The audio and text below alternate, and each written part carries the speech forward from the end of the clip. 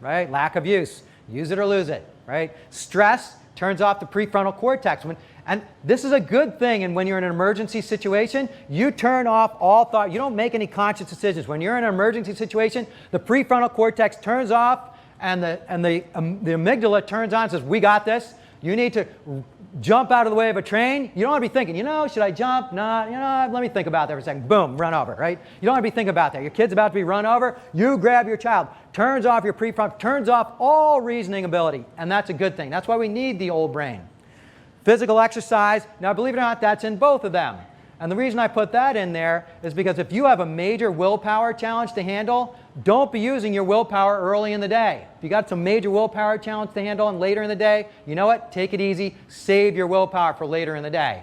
I know one of the New York Giants I saw was, you guys can probably guess who it is, was working out before a giant playoff game, really important playoff game at Green Bay, and he's out there with no shirt on, running around, no shirt on, freezing. Green Bay is really cold. He's freezing to death. And I had just started studying this. I was like, no, what are you doing? Save your willpower for the game. Anyway, of course, they lost the game, and he had a horrible game. Poor nutrition, really bad for your brain, bad for your willpower. High glycemic foods. Brain does not like being bombarded with sugar. Shallow breathing. Everybody take a good breath for their brain. Deep breath. Sleep deprivation, really bad for your brain. So that's how you weaken your discipline, weaken your brain muscle. There's an interesting study that was done kind of on the topic that I was just talking about. Does your discipline get fatigued? And the answer is yes. So they did a study where they put 2 bowls in front of each of the participants in the study. One was a bowl full of chocolate chip cookies. One was a bowl of radishes, right? For one of the participants, they said, you know what? You can eat, for this group, you can eat as many chocolate chip cookies as you want. There's no willpower involved in that. For the other ones, they're saying, you know what? You only get the radishes. Leave the chocolate chip cookies. You can't have them, right? There's some willpower involved in that. So they used their willpower up. They were using it. Then they gave them an impossible test. But they didn't know. They thought this test could be handled. And they were trying to figure it out, there was no answer. Trying to figure it out. The folks that ate the cookies stuck with the test for 19 minutes on average. The folks that didn't only stuck with it for 8 minutes. They gave up after 8 minutes. It's proof that willpower is a muscle. It does get fatigued. Good news, discipline is not always necessary if you're inspired, right? You don't always need to use discipline if you're inspired. Utilize inspiration, right? If you're doing something that you love doing, are you going to do it?